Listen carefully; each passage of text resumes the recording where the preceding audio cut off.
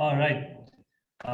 Welcome, folks, to another edition in WorldLit. This is the Bangalore Literature Festival's digital literary platform.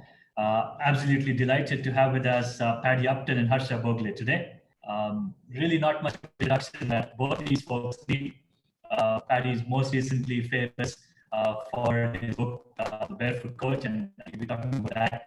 But more than that, interesting stories, I'm sure, from all that he's been doing when he was involved with the Indian national cricket team. And Harsha Bhogle, of course, familiar face to most of us here in India. Welcome, Harsha. It's an absolute delight to have you with us here at WorldLit. With that, very quickly, I'll hand it over to you guys. Just a few quick housekeeping items for people that are joining us both on Zoom and on YouTube. You could post your questions to us in the comment section, and we'll be sure to call you out when the Q&A starts, and we'll unmute you, and you could actually go ahead and ask your question. And until then, you're not going to actually be able to speak up. And for folks that are listening to us on YouTube, put your questions into the comment section there, and we'll take it from there and make sure that it gets through to Paddy and Harsha. With that, over to you, Harsha. Thank you very much. It's always good to be talking to Paddy Upton. I must tell you a thing or two why Paddy is so respected around the cricket world. First of all, Paddy, let's just check. You can hear me fine, that your freshly brewed coffee is still very good and not yet cold, and that you're enjoying it. Yes, I can hear you fine. Wonderful to be here. Always nice to see you, Harsha. Pity we have to do it from other side of the world rather than together around a cricket field somewhere in India or somewhere in the world. Since we're both coffee lovers, there you go again, making me feel a little... My coffee is 2 rooms away and I can't go there for another 45 minutes, but doesn't matter. As you can see, Paddy and me know each other quite well, but I'll tell you why Paddy is respected in the world of cricket. It's because his career has grown and has widened. Sometimes we become better and better at the one thing we do, whereas Paddy's got better and better at different things as he's gone along. Paddy started as a physical conditioning coach, then became a mental conditioning coach. And as a lot of people will tell you, that mental side of the game was underrepresented. Not much was known about it because it's a human being who takes the field, not a physical specimen that takes the field. So Paddy became a mental conditioning coach and earned great renown for his work with the Indian cricket team, 2011. We loved him for that. He then went on to work with the South African team. We didn't like him too much for that. But that's all right. And then, of course, Paddy became a coach by himself. So that was another step up. But more than anything else, Paddy's knowledge within the game is much respected. But unlike a lot of people in our sport, his knowledge outside the game is also vast. So Paddy's a coach and a scholar, both. And that's why he's good to have in a Lit Fest, and he's good to have in a cricket conversation. We'll try and marry the two. We'll make it more Lit Fest conversation than cricket. So thank you very much for joining us, Paddy. And tell us a little bit where you are, because you are in a place that all of us love to go to. Though at the moment, it's a bit different. Yeah, thanks very much for that very generous introduction. I really appreciate it, Harsha. Yeah, I'm in Cape Town at the moment, and we're in the middle of Cape Town winter. And one of the things that does happen in Cape Town winters is we get these storms that come out of literally the Antarctica, and they travel thousands of kilometers over the cold Arctic Ocean, and they hit us at the southernmost tip of Africa. And this weekend, we've actually got 2 back-to-back really typical violent Cape Town storms. They're actually going to collide with each other tomorrow evening. But today we've got incredible winds, downpour, and I live right probably about 100 meters from the ocean. I walked down a little bit earlier, and the swells are 8 meters high that are crashing against the beaches and the rocks. So quite a wild, classic Cape Town winters weekend. And that's why I'm loving my homemade coffee so much. In which case, let's get on with the conversation right away, because you don't know when some of those waves get a little closer. They'll stay their distance anyway. Right, Pat, I'm fascinated by your book, The Barefoot Coach, and the photograph you put on that book for a start, because you could have replaced a pair of jeans with a dhoti and you'd have been Indian, because we're used to walking around in a dhoti and bare feet most of the time anyway. But what I enjoyed was as much the anecdotes in the book, as much a learning from the book, as about the discussion of key aspects that go into the making of athletes. And we'll start with one. And for all those of you, I mean, if some of you don't follow cricket as well, some of you watching in, that's absolutely fine, because you'll find that these topics are true of your life as much as they are about cricket. And the first thing, and it's something I've experienced myself, I've had to embrace myself a few times too, is about failure. Because Paddy, you write 2 or 3 chapters on failure when a coach should be talking about success. And that is a bit intriguing, but everybody fails. So do elite athletes, don't they? Yes. You know, we all taught, there's so many books on how to win, and there's not many books on how you should behave when you win. And there's quite a few athletes who actually don't behave very well when they do win, but there's very little written about how to lose. Now, in cricket, if you're a batsman, you're actually failing more often than you're succeeding. In T20 cricket as a bowler, you're probably failing more often than you're succeeding.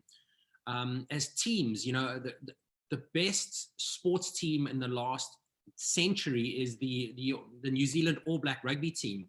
That's the best in the world. They have an average win ratio of 77%. So that means they're having to deal with failure literally 23% of the time. That's almost 1 in 4 games. So it's so important how to, number one, learn from failure as opposed to get upset and blame or avoid it with a whole lot of alcohol that a lot of other teams do. So failure delivers a whole lot of learning, not only from a sports perspective, but also from a character perspective. And I guess I've been involved in some really heart-wrenching losses. I mean, there's 3 T20 tournaments I've been head coach of where we lost a game on the last ball of the last game of the entire tournament. And all 3 times we were set to qualify for the finals. And that last ball, once in the end of the IPL, after 14 games, we went from a potential final position and all the consequences of that for the owners and bonuses and the wonderful thing to not qualifying. And it is so heart-wrenching. And you know, the first 1 or 2 of them, I didn't manage myself and therefore didn't manage the team as well as what we could have. And we didn't extract the value that was available in the learning because we're all in our reactive patterns. So failure teaches us a lot of lessons. There's not much written about, well, how do you extract those lessons? One of the things that you and Gary Kirsten had to work about, and something we only learned much after the event, probably the biggest event for a lot of young Indians at the moment, was winning the 2011 World Cup. And you had to work with the side to ensure that they were not overawed by the occasion, because India doesn't allow you to sit in peace. So everywhere they went, people would have been telling them, what, you have to win. And it's interesting, the great Wasim Akram told me the story about the 1999 World Cup final. They were a better side than Australia and they lost very badly. And he said, everybody from Pakistan was there. The senators, the industrialists, the film stars, the cricket fans. And suddenly in the morning, he said, I asked myself, but what if you lose? And that was something you grappled with well before the final started, didn't you? Yes. So we knew our real 2011 World Cup campaign started about 13 months out from the actual event. In fact, it started in Sri Lanka during an Asia Cup final where India was actually preparing that morning to play against Sri Lanka in the Asia Cup final. Interestingly, that event was also a final against Sri Lanka. And the question Gary Kirsten asked was, if this was the World Cup final, are we ready? And I was sitting with Eric Simons, who's the bowling coach, Gary and myself at breakfast on the morning of this final. And the answer from all of us was, no, we are not ready. So that was really when the campaign began, was, okay, so what do we need to do to get this team ready? And there was a lot of research, a lot of stuff. And one of the key pieces that came out from my perspective as the mental conditioning coach was, up until that point, no host nation had ever won a World Cup at home. And part of the thinking behind that was, well, maybe it's we could only think it was because the pressure of playing in front of your home crowd is just so vast. And we extrapolated that. Well, can you imagine playing a final in India at the Wankhede Stadium in Sachin Tendulkar's last World Cup game? There cannot be any greater amount of pressure on any team than the Indian team playing a final in the Wankhede Stadium Sachin's home stadium, and his last World Cup game. So we knew we needed to prepare for more pressure than possibly what had ever been on a team. And that was a 13-month journey to prepare the team to not succumb to that level of pressure. And obviously the next question, how did you ensure that? Because you cannot package pressure and put it away in a corner in India. We breathe pressure. We are surrounded by pressure. You cannot suddenly get up one morning and say, you know what, gentlemen, from now on, we're going to treat pressure as that pariah. We're going to lock him out. We're not going to let him in. It will come in. So how do you ensure that they're aware of the pressure? But it's impossible not to be aware of it, and yet keep it at arm's length. So a number of different ways. There's two key things that stand out. One was the long-term process from that moment of in Sri Lanka. Every single team meeting we had that had to do with strategy, we would use the language, when we play the final in Mumbai. And then Gary and I would have the rest of the conversation. And we wanted players to become so used to the idea of strategizing for a game with the concept that this could be the World Cup final in Mumbai. So by the time we had arrived there, and please remind me to share my World Cup, pre-World Cup final speech. As the mental conditioning coach, I remember on that morning at Sri Lanka thinking, well, if we get to the final, I'm going to get this opportunity to stand up there as the mental conditioning coach and the motivator and deliver this inspiring, it makes me think of Al Pacino, Any Given Sunday speech, how I could fill a team with inspiration and motivation to go out there. Gather your rosebuds while you may from Dead Poets Society. That's what I was thinking. Yeah. We wanted the players to have heard and literally mentally been through that moment of playing the idea of playing the World Cup final. And I would say 3-4 times a week in team meetings for 13 months, the players heard, when we play the final in Mumbai, it was never when we win, it's when we play it. Because we just needed to get there. Once we got there, what was going to happen was going to happen on the day. So that was one thing, is we conditioned their minds to be comfortable with the idea of it. And we spent 13 months doing that.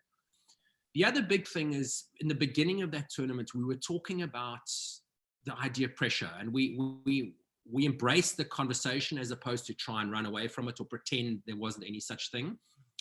And one of the players came up with the idea of, but we've got the expectations of, and the number that players came up with is 500 million Indian fans on our shoulders. Probably 500 million because the other 500 million were too young and they weren't going to watch it. And we reframed that to, it's not the expectation. Don't think of it as the expectations of 500 million people on your shoulders when you walk out into the field. Let's think about it as 500 million people walking onto the field with you, holding your hand in support, as opposed to sitting on your shoulders. They're there with you and hold their hands and walk out onto the field with them. And that really seemed to capture the imagination, and it did. You could literally feel the pressure being relieved from their shoulders to having friends walking onto the field in support. And those are two things. And yet, if from 13 months out, you're talking when we make the World Cup final, won't somebody get up on the day of the quarterfinal and say, but what if you don't? We've been talking about this for 13 months. We're up against 3 times world champions up in front of us. What if we don't?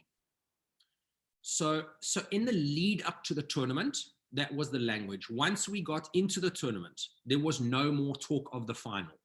There was just talk about it's going to be game by game. And the important thing there was, so that's important to know, we stopped that language by the time the World Cup arrived. Then the language became, we're going to take this one game at a time. And importantly, we're going to keep the pressure even across the entire tournament. So game 1 or 2 or 3 is no more or less important than the quarterfinals, the semifinals, and the finals. We condition players to know we're going to prepare as best we can for each and every game. And I think one of the things that really helped decrease the pressure was losing a game, losing to South Africa, which took some of the pressure of needing to win. It's like, okay, now we've got the loss behind us and we realize that losing is okay. We had the tied game against England. And that also served as that's okay, guys. And we were actually completely all right. We knew we just needed to qualify. We didn't need to qualify in first place. You know, it's interesting. You want desperately to win. These are elite athletes. The reason they play is they want to win. They've been dreaming about the World Cup. How do you tell elite athletes that, of course, you want to win, but it's okay if you don't today? Because that's not in their DNA. I mean, as a television presenter, if you told me it's okay to have a bad day, I'd say no, because I'm carrying the telecast with me. So how do you tell elite athletes that? Okay, so there's something in your language, Harsha, that is so important. They want to win desperately. So we do everything we can to set up for winning. So it's okay to lose, but it's not okay to not try. Those are two different things. If you give everything and the result comes against you, that's fine. What's important in the language is we want to win, but we don't need to win. And it's very subtle, but it's very important. So when we come up with the word need, I need to do well, I need to win, I need to get selected, I need to close this deal, I need to get this promotion, our brain goes into a very much a survival instinct. Now, what we need is we need air, because without air and breathing, we can last about 3, 4, 5 minutes and we die. The next thing we need is sleep. We can last about 7 days without sleep. The next thing we need is water. We can last 7 to 10 days without water. And the only other thing we need is food. The rest of the stuff is wants. So when we need to win, it creates too much pressure, too much adrenaline, and it sets us up for failure. But when we really want to win, then it means, yes, we want and we do everything we can, but if we don't, it was just a want. It's not a desperate need. And that was language. We were very clear. Yeah, we want to win, but guys, we don't need to win. No one dies if we lose. The sun will still come up over, the India Gate tomorrow morning. And your relatives will still be your relatives. If you got a dog, he'll still come wagging his tail. It's a couple of things I want to tell you. One from my personal experience. There was the T20 World Cup it was then the World T20 in South Africa, Johannesburg. It's the start of something big. We don't know what it is. And I thought, wow, there's a lot of people who are going to be watching the start of the telecast. I'm hosting it. This is such a big day for me. And, really excited. And I'd already been a presenter for some years by now, but I'm very excited.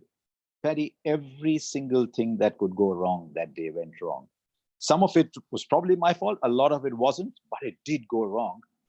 And I remember at the end of that, probably didn't see the first over because I had my face in my hands. Cut 2011 World Cup final. I'm hosting it out of a studio in Delhi. I'm having breakfast and I'm saying, wow, India World Cup final, home ground. Everyone's watching the telecast. And I said, no, it's game number 372 for you.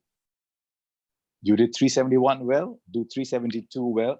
And exactly as you're saying, I just told myself, it's another game. And it's interesting, Nasser Hussain told me this afterwards, that elite athletes, and I experienced that happening to me, elite athletes know that it's a big day, but they've acquired the ability to pretend it isn't.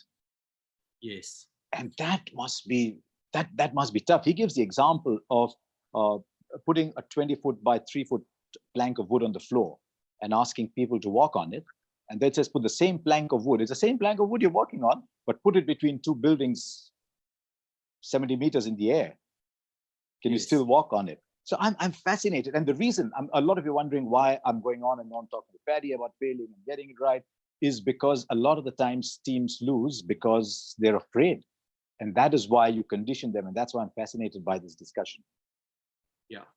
So it's interesting you talk about senior players. Now, I've been working with the Sydney Thunder team. We had 3 really senior players in the team in the Australian Big Bash League, in Owen Morgan, Jacques Cullis, and Mike Hussey. The rest of the team was very young and inexperienced. And I was looking for ways, how do I bring this experience into these 3 guys' experience and transfer it to the youngsters? And so what I asked Hussey, Cullis, and Owen Morgan to do is to sit in a little circle, the 3 of them, and have a conversation about how they approached high pressure moments early on in their career, And then to have a conversation, how do they approach those same high pressure moments now towards the end of their career? And they were all senior campaigners. And I wanted the youngsters to hear the difference between what they did when they were young and what they did now, full of experience. And it was one of the most amazing conversations, how when they were young, the pressure was there. They so desperately wanted to do well and try their best, and they didn't sleep well at night, and they went out there and they were trying to force the issue. Yet when they were older, they were more relaxed. They realized it's just another game, but it is important. Try and relax, try and smile into it, and make sure you bring your A game and do your best. And there was a great contrast. And afterwards, I went to, in fact, it was Mike Hussey and Owen Morgan. I said, guys, that was fascinating. Thank you so much for sharing so openly in front of these youngsters. And I'm not sure which one of them it was, but they said, well, I wasn't actually entirely honest. In fact, it was Owen Morgan. He said, I wasn't entirely honest. I said, what do you mean? And he said, well, actually, when I go out to bat now, particularly in a World Cup or big game, I say to myself when I'm walking out to bat, I really don't care. I really don't care. I really don't care what happens. And Mike Hussey laughed and he said, I do something so similar. I make the game in my head so unimportant. And it's just by decreasing the value that actually naturally decreases the pressure. Because what pressure is, very simply, pressure arises from the amount of importance we place on a result. So the more important we make the result out to be in our own head, the more pressure. The less important, the less pressure. And you just think about public speaking or doing a big presentation. If it's to your family or the presentation doesn't matter, you're comfortable, you're natural, and things flow. But if there's a big audience and there's consequence, and maybe this is about signing an important deal or not, because it's so important for you, the pressure rises, and that undermines our effectiveness and our performance. You know, it's interesting you talk about job interviews. A lot of people watching this program would be tense about going to job interviews, would be tense about that promotion interview. I'll share very quickly a short story of my first job interview. I always wanted to do advertising. And through my 2 years at India's leading business school, all I fantasized about was working in rediffusion advertising. That's the only job I ever wanted. And our advertising prof used to work in rediffusion. I badgered the daylights out of him. I must have made his living hell every time he came. And now there's a job interview. I go to the interview. I want it so badly, so badly. I'm almost like this going into the interview. It was a disaster. And half an hour later, I'm sitting in my room and saying, I blew it. And yes. and the word to use, literally, I choked. And yeah. I got a call, or someone knocked at the door saying they want to meet you. So I said, yeah, okay, here I go. And he said, I'm giving you a job on the condition that you never, ever do such a bad interview again. What happened? And I said, I wanted it too badly. I wanted it so badly that I could not hear what they were saying. My mind was not processing what they were saying. I was so tense about getting it right. And I'm sure that happens to the best players going out to bat, or people with job interviews, or a project that they're handling. So I'm fascinated you want to say that. It's interesting. One other thing, and I want your opinion on that because you know both people very well. Rahul Dravid was quoted as recently as last week as saying about MS Dhoni. He said, sometimes I watched MS Dhoni in a run chase, and I got the feeling it didn't matter to him whether we were winning or losing. Well, that's a big thing to say. So by not caring that much, it puts you in the best possible space to be able to succeed. Now, there is a key distinction here. There is the result, and there is the effort that you're putting in towards the result. If you're putting in your absolute best effort and you don't care about the result, that is the best place to be. So you using that interview example, if you walked into that interview and you really it didn't matter to you whether you got the job or not. It was irrelevant. You were just going and you were just going to have a conversation with somebody for a 45-minute interview. And if you got it, happy. If you didn't get it, happy. But you went in and you prepared for the interview. You really listened, which we need to do in an interview. You were really eloquent. You were relaxed, and you shared openly and honestly. You would have knocked it out the park. So MS Dhoni, yes, he of course he wants to win. He does not cut any corners on the process. And what I want to allude to here is there are some people who go out there and say, okay, so Paddy says we mustn't care so much about the result. And what they do is that spills over into the performance, and they don't care about their performance. That's not acceptable. You must care about your performance, but not care about the result. And this is something that Hindu philosophy talks about as well. So we in India know about this well, that you give it your best. Now, before I move on to the next topic, I just want to stop there. If you go into the preachings of Islam, they talk to the same thing as well. If you go into Christianity, they talk to the same thing. Put your best effort and leave the results in God's hands. All the religions talk about focus on the process and leave the results to whoever is in charge of the result.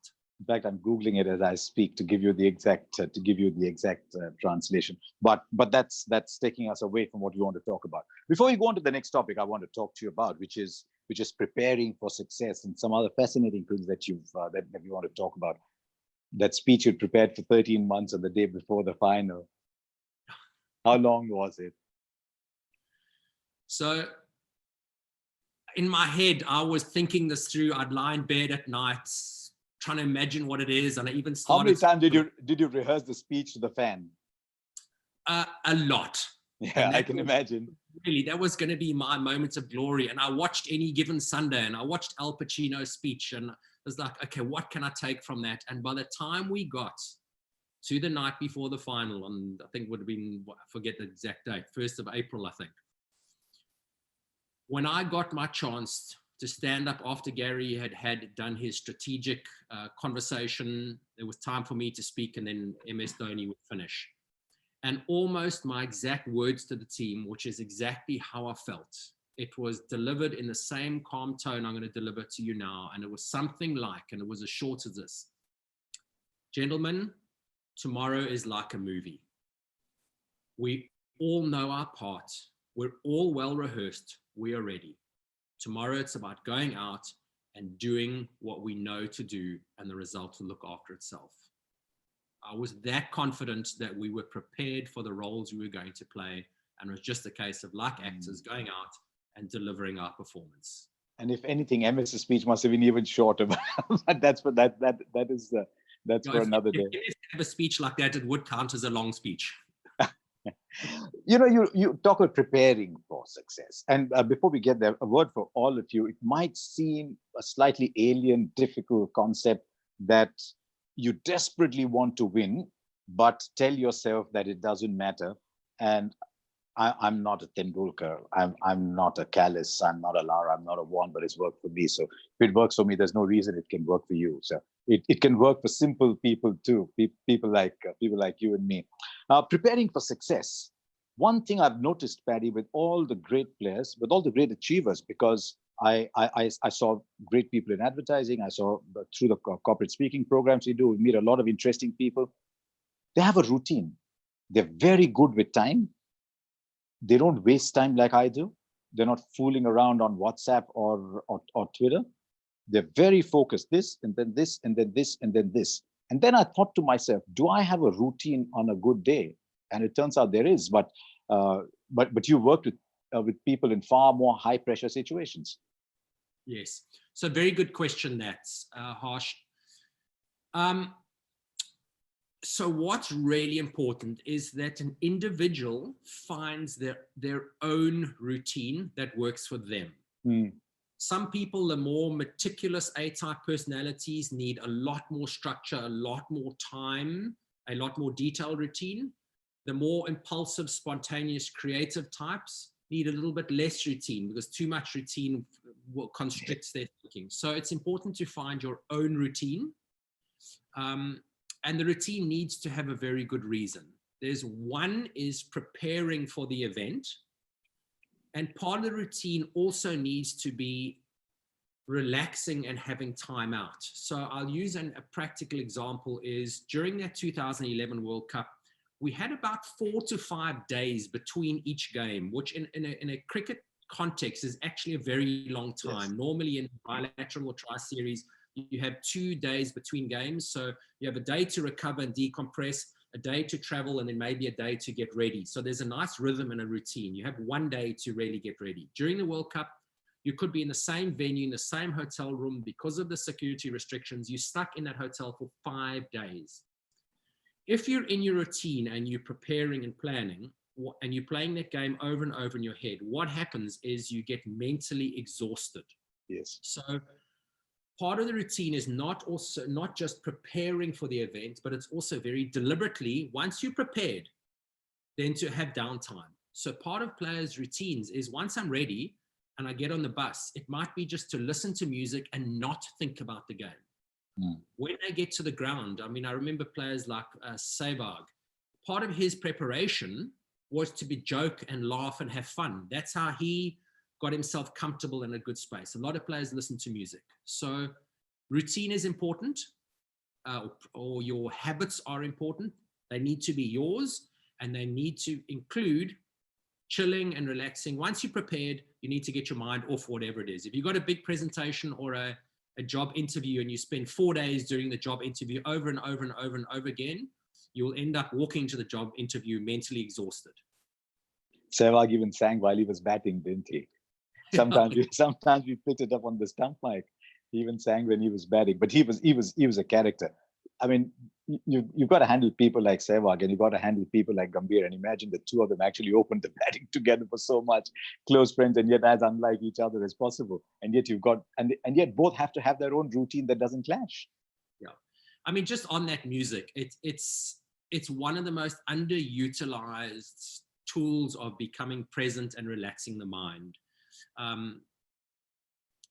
A lot of golfers, if you want to be fully present, and we're told that you want to be present or very mindful of in the moment when there's an important event, like standing over a dressing golf ball, or the bowler's running up to bowl, or as a bowler you're running into bowl. You don't want to have your mind too busy. You want to just calm and relax. And one of the best ways to do it is actually to sing. And if you sing to yourself, you can't be thinking. Just try it yourself now or even a bit later. Try and think and plan. No, not yourself, maybe the listeners, because this from the conversation. But try and think and plan and sing at the same time. So thinking is a very valuable asset to get yourself present and calm, as is listening to music. And almost every single athlete on the team bus on the way to the ground and in the change room before going out to play during the warm-up, they've got the earphones in and they're listening to music. Yeah. One of the strategies, though, all those years ago when I played an inter-college final, it was huge for us in the city, inter-college final. And one of our guys says, I've got the perfect strategy. We send Harsha to the opposition dressing room and make him sing there. And they'll tear their hair off. But you talked about the little things was very important. I used to be, Paddy, a very, very nervous presenter. I still am many times. I need that 30 seconds to get in rhythm and say, okay, I'm all right.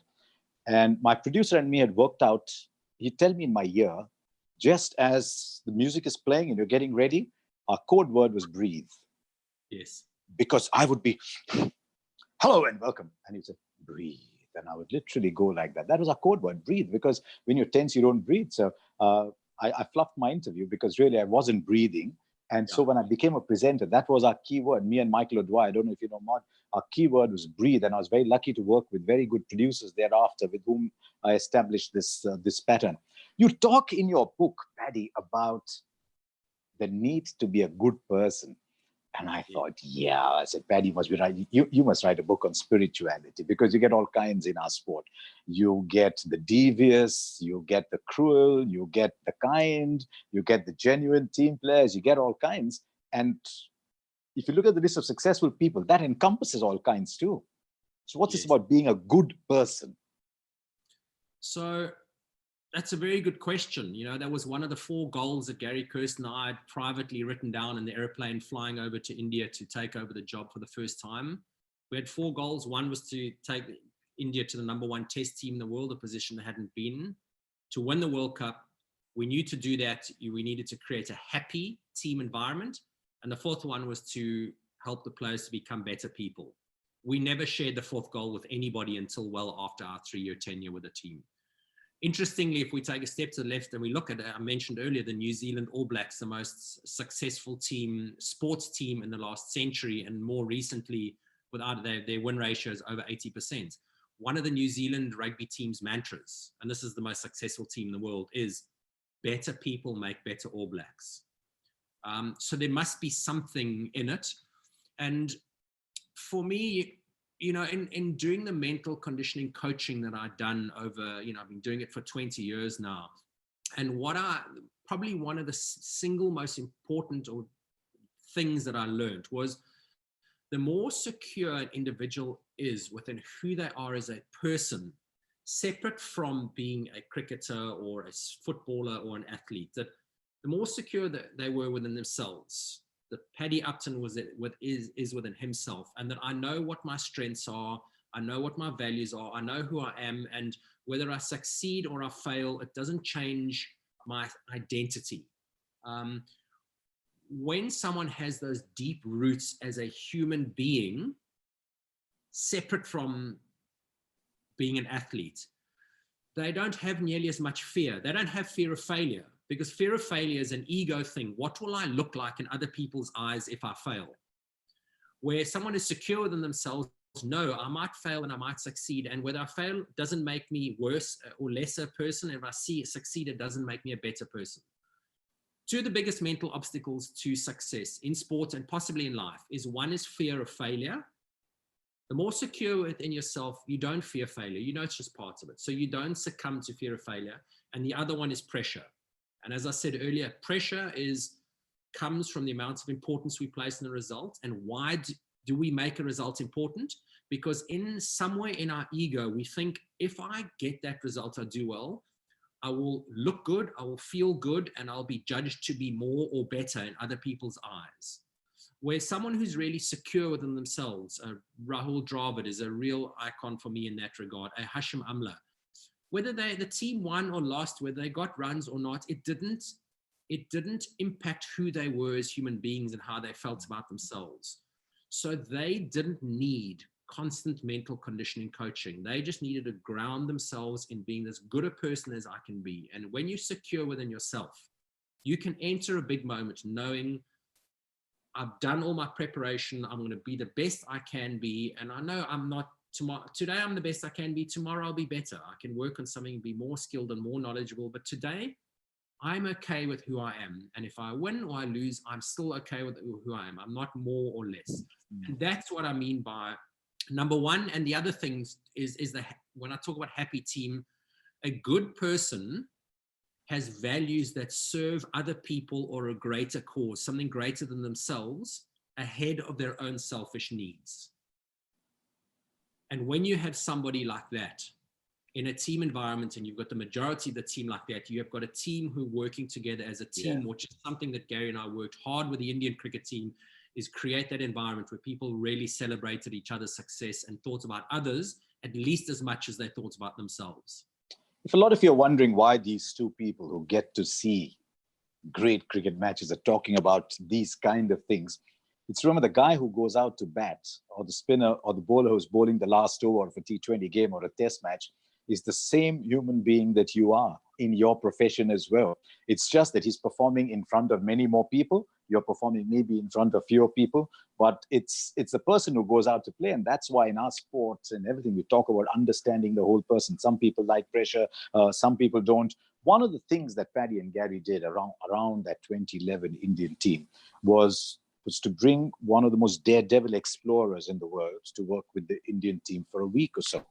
And that was Mike Horn. We could go on and on about what Mike Horn did. He's an explorer who's faced death many times. He's gone around the Arctic. He's climbed mountains without oxygen. But there's just one thing I wanted to bring out among the many things, because we got, another 10, 12 minutes.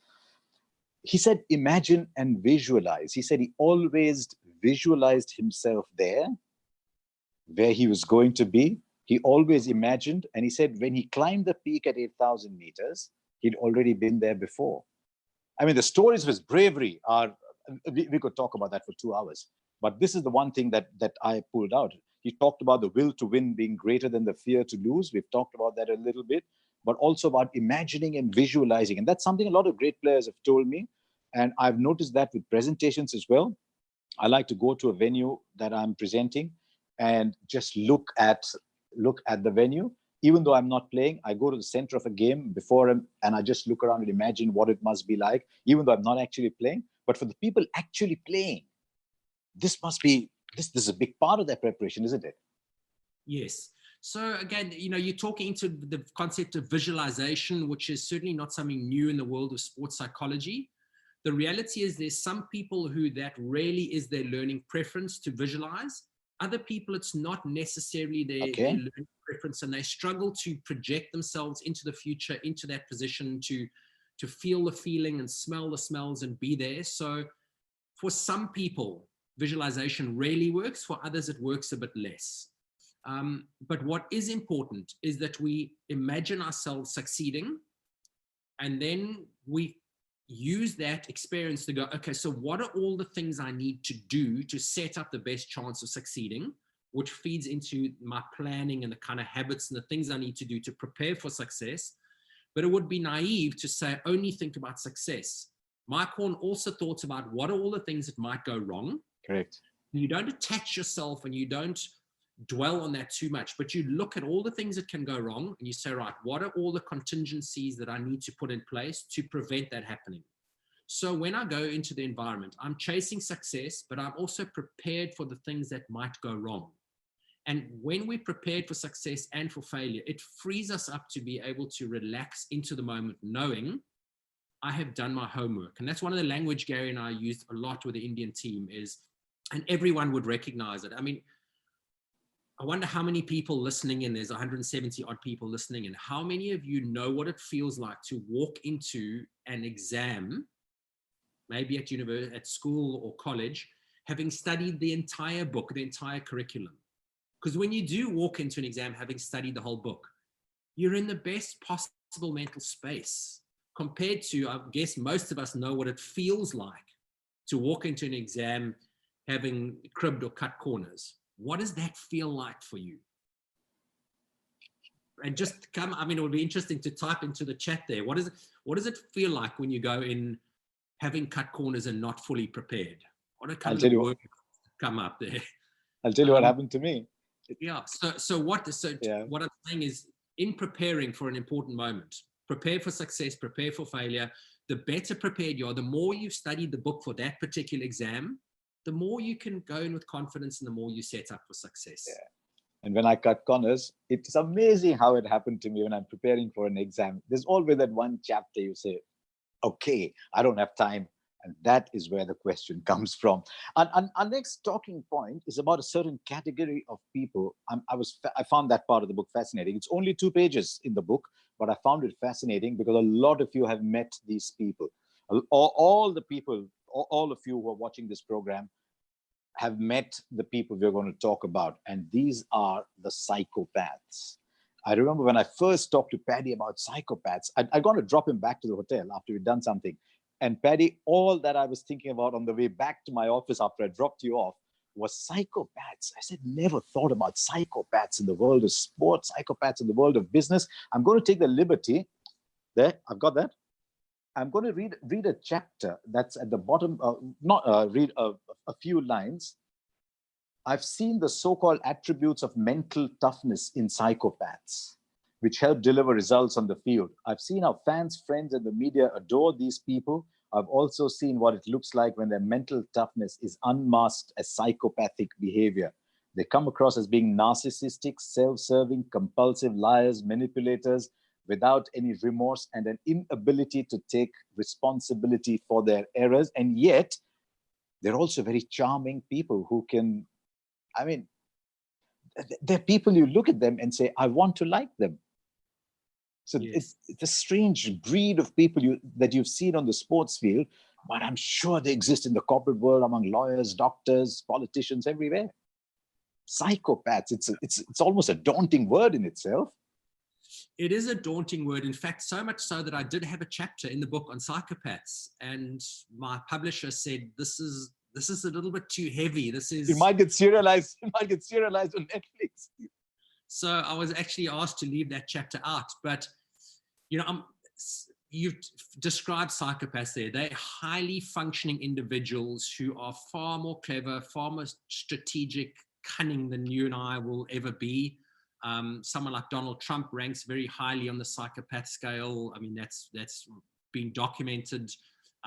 Hillary Clinton did, Adolf Hitler did. They're highly functioning individuals. And in fact, research suggests that 1 in 100 people is born a psychopath. In corporate America, that same research suggests 1 in 20 senior business leaders are psychopaths. And in some industries, they think as many as 1 in 5 people are psychopaths. And those industries, interestingly enough, Harsh, one of them is in the media, in the legal fraternity, in the financial fraternity, in IT, and amongst surgeons tend to be very psychopathic. And if they are so successful because they are strategic, they are highly talented, they're cunning, they don't succumb to mental pressure. In fact, they actually thrive under pressure and in chaos because they don't have any wiring to empathy whatsoever. They have complete control over their emotions. They're able to exploit weaknesses in other people and see them. So by extrapolation, they would definitely exist in the sports world. The world's greatest possible example is Lance Armstrong, how he lied, how he cheated, how he manipulated. As long as he did, he believed in his own lies, and he was only uncovered much, much later and so far down the line. They do exist. You and I do know them. And from a distance, we will never know that. We're just absolutely in love with them. But when you work at very close quarters, which I have done, it is soul destroying how they can break down individuals, break down organizations. In fact, they break down industries. The 2008 global credit crunch was architected by psychopaths in the financial institutions who really didn't care. They knew what they were doing. They built their empires and they didn't care how many people or pensions they were destroying. My last question for you is in the last stage of your career, which was actually as a coach. And we have one thing in common, you and me, Paddy, in that we get asked the question, how much cricket have you played? How easy was it to get the trust of people when you're a coach and you haven't physically been in the same situation that they have been? So was it difficult to get that trust? How do you go about acquiring that trust? So there's two, a very, very good question, Harsh. And there's two answers to that question. One is my approach to coaching is one where I honestly believe, and particularly in the modern day, that the cricket expertise sits within the playing group. So when I walk into a room as a head coach, and friends of mine who know me well, who know I don't actually know enough about cricket to be leading some of the players that I've led, they say to me, isn't it daunting to walk into a debrief and you've got Rahul Dravid's and Shane Watson's and Steve Smith's in the room, and now you've got to present as head coach to these guys who actually, Paddy, they know more about cricket than you. Isn't it daunting? And my answer is no. It's not daunting because I don't walk in thinking that I need to have the answers and the expertise. I walk in with questions looking to harness the expertise that sits in the playing group. So I don't pretend to be an expert.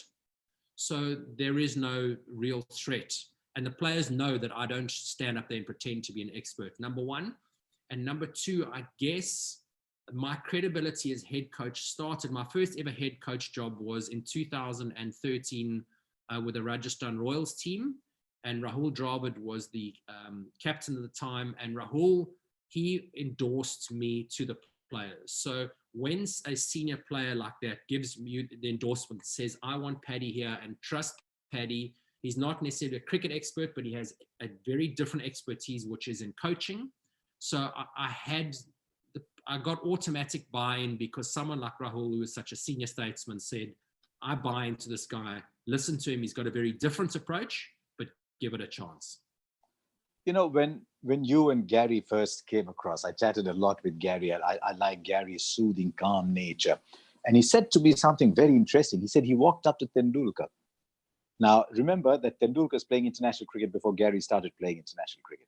And Gary's retired, Tendulkar's still playing. Gary's come back as coach. So that's a span of Tendulkar as an international cricketer. And Gary said he went up to him and said, what do you expect from me? And he said, I want a friend. And it just told me that even the high pressure players are looking for simple things like this. And that determined what his coaching style was. He once told me that you can scream and shout and rant and instruct people, and then you go with tomorrow and the people under you have not grown.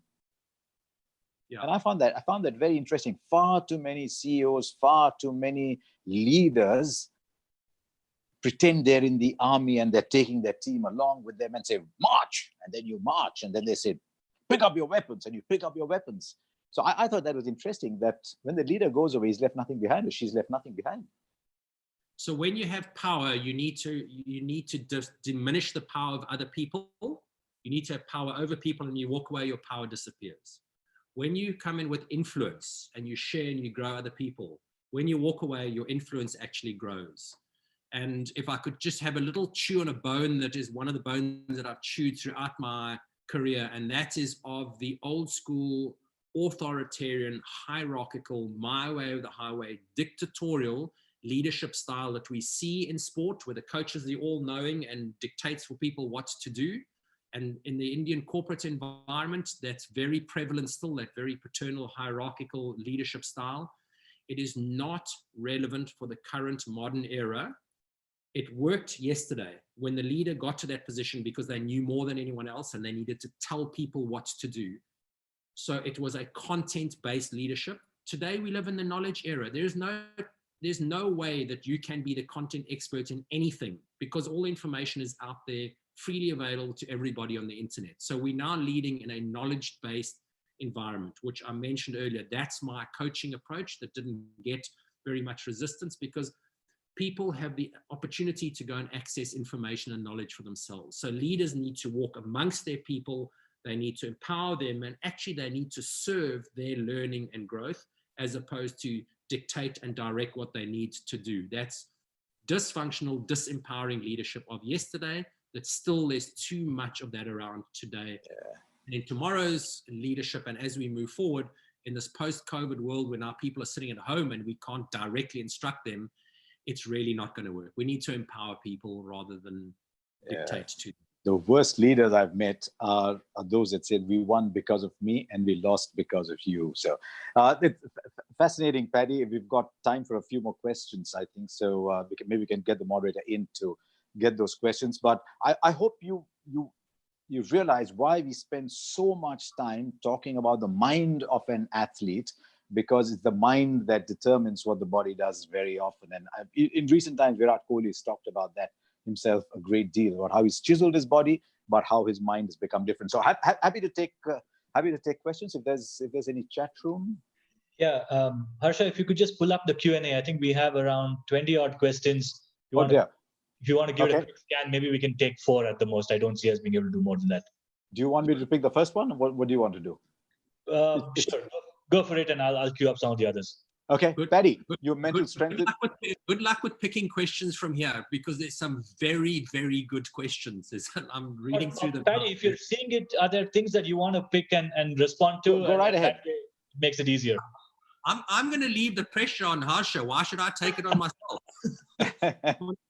No, but a lot of them, I'm looking at Gaurav Chadda saying, how when conditioning do you balance between paranoia, failure, confidence of winning, views on cricketing outfits around the world? Some countries have a stellar list in their team, but crumble like cookies in testing situations, as Sachdev Ramakrishna. I think we'll take that because Paddy, the 2 teams that you worked with the most, India and South Africa, and you were part of a team that won after 1983, won 2011. You've also been part of a team, and I remember Gary telling me this once. He said, I look at this team, it's full of stellar people, and on the big day, they haven't won enough. And that, of course, is South Africa. And that's always blown my mind. And I wondered whether they wanted to win too strong, too badly, whether too intense.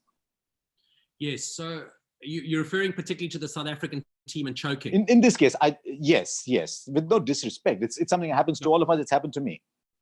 Yeah, so, I mean, listen, we've been, having worked with South Africa, really trying to figure out what is this choking thing? Is it just a label that's been hung around the player's neck that doesn't really fit? Because the reality is a lot of teams that haven't won World Cups, but South Africa's probably is a team that should have won but under-delivered. And my short explanation for the choking is what we've already spoken about. There's 2 reasons. South Africa they're now too desperate to prove to themselves in the world that they can actually get through and they can win World Cup matches. So 1, there's the desperation. It's too important, which creates the pressure. Number 1. And number 2, they want to do it for themselves, to prove to themselves that they're good enough. And when we go into a really high pressure situation and it becomes about ourselves, the ego starts kicking in, and the ego is very fragile. If I were to take a step to the left and we spoke about Mike Horn, these extreme adventurers, one of the reasons they're able to go way beyond what most human beings would ever be able to tolerate, and Mike Horn certainly is probably one of the most extreme adventurers ever. All of them do it for a cause greater than themselves.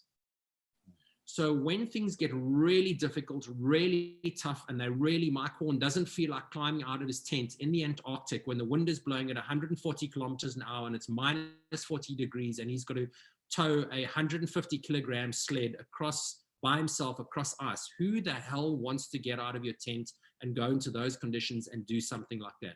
Nobody. But Mike does it because he's got a cause greater than himself that he's wanting to serve. So it's not about him wanting to stay in his tent and stay warm. He's out there doing something for someone else. And I don't think the South African team have got that higher cause. They want to do it for themselves.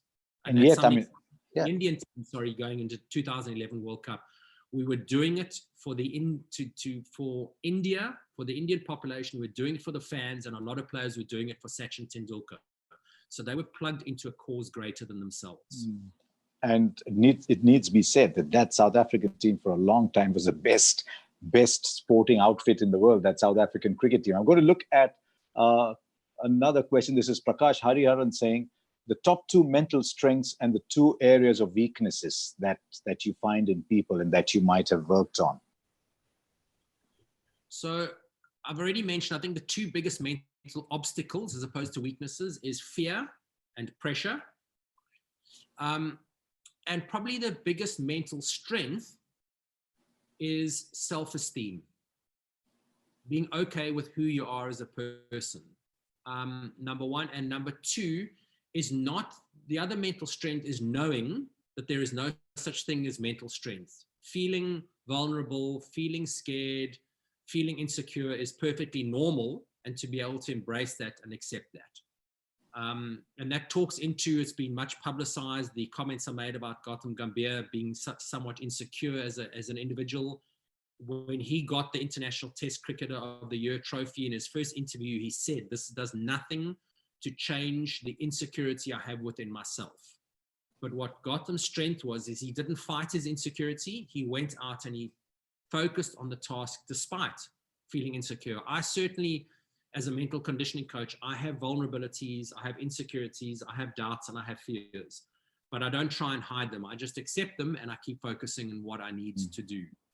Which talks, and I saw one of the questions here was about the difference between optimists and pessimists. Yeah. And there is an optimism and pessimism continuum that all humans fit along.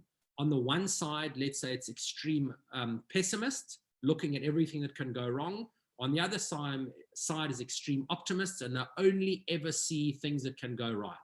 Most of us fit somewhere along the spectrum. And in fact, research suggests that more than half the population actually sits on the pessimistic side of the continuum, meaning you naturally see things that can go wrong as opposed to naturally see the things that can go right. That is perfectly normal. That is perfectly healthy. That's perfectly okay. The problem with being a pessimist is so many of the motivational speakers and the mental conditioning coach and the self-help books say, you have to be positive. You have to think positive. You've got to say positive affirmations. You've got to look at the glass half full. That works for optimists. It does not work for pessimists. It's not natural. And what I say to pessimists is, be pessimistic. Look at what can go wrong. That's okay. In fact, there's a great saying that optimists invented the airplane, pessimists invented the parachute. Both of them have their role. So if you don't naturally think positive all the time, that's okay. There's nothing wrong with that. Gautam Gambhir didn't think positively very much at all. He looked at everything that could go wrong, but we said, okay, so let's put things in place to overcome those things. And when you go out to bat, you might still feel pessimistic, but try your best. He went on to be the International Test Cricketer of the Year, and he went on to be the unsung hero of the 2011 World Cup final. He was the rock, the anchor that held the innings together for the majority of the time while India lost Sehwag, and then they lost Tendulkar, and then allowed Dhoni to build his innings. Gambhir was there the whole time, being the rock to put that together, but he wasn't full of confidence and bravado while he was doing that. He was just scrapping away. So that's a long answer, but mental strength isn't the absence of fear and vulnerability and insecurity. That's a myth. I'm just looking at all the questions, and I think I owe all of you an apology because I think I asked too many myself and didn't leave enough time for a lot of your questions. I think we might have run out of time, or do we have time to take one more? Yeah, we can take one, maybe two at the most. Okay, two. Yeah. Let's go. Here's my Q&A. I'm enjoying being this tech savvy.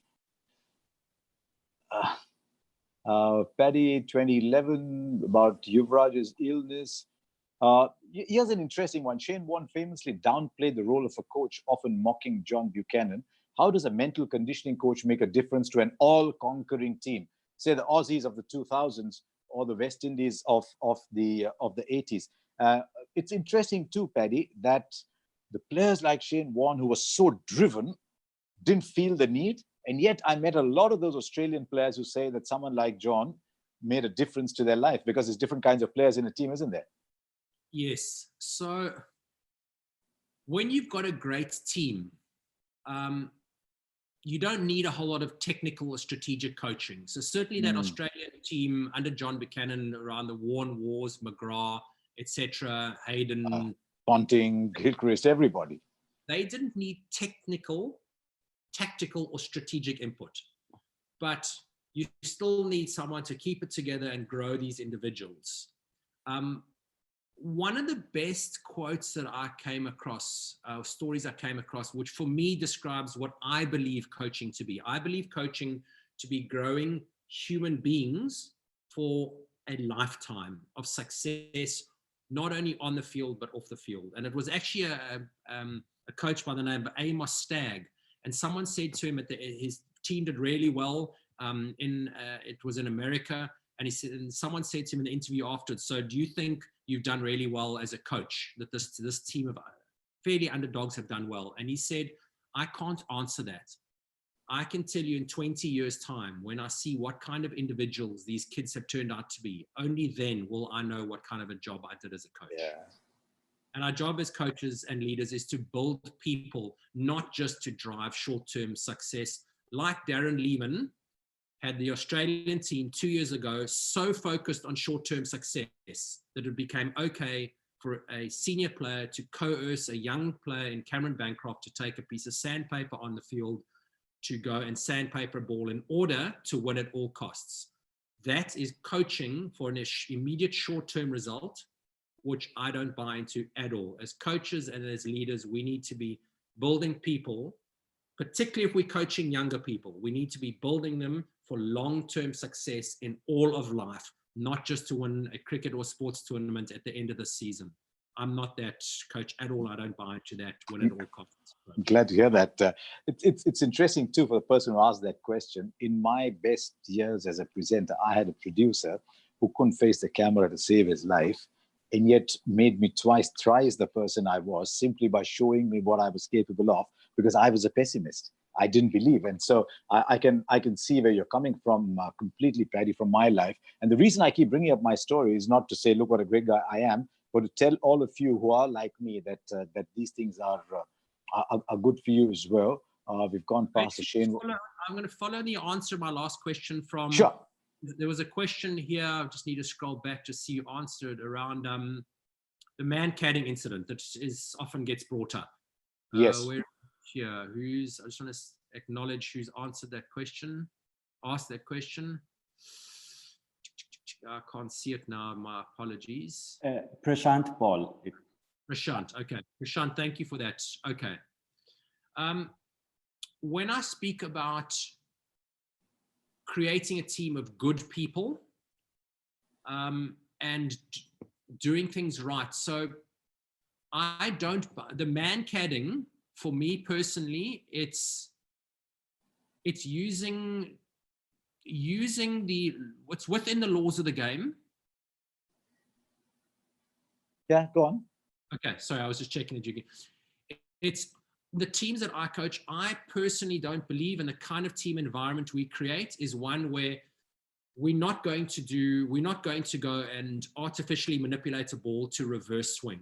Yes, that might help us win, but is that the kind of human beings we want to be? Man-cadding, yes, it's something that you can do within the laws of the game. Did we at the time as the Rajasthan Royals team, we did consider that kind of thing? Do we want to do that kind of thing in the pursuit of winning? Or do we want to present ourselves in a certain way, in a certain team, in a certain brand, and not do those kind of things? We asked, do we want to be a team who sledges and verbally abuses the opponents? No, I don't believe in that. I don't think that serves.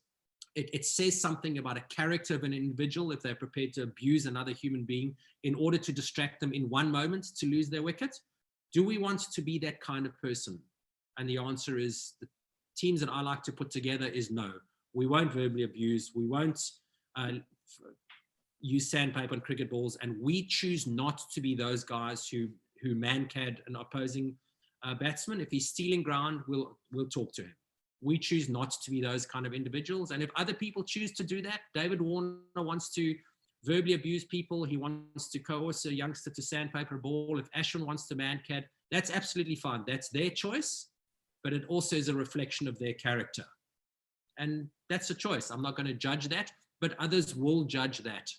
And those people beyond cricket, we gain reputations, you know. And do you want to be known as a David Warner type? Mike Hussey never scored as many runs as David Warner. But who would you want to do business with in the long term? These guys finish playing cricket at the age of 35, 36. Would you like to go into business with David Warner or with Mike Hussey or with Rahul Dravid? Choice is yours. And how we behave, we will be judged into the long term around that. That's why I believe being a good person is really important, because it sets us up for success in all of life. We should call it a wrap on this one, Harsha, Paddy. Thank you so very much. Pleasure.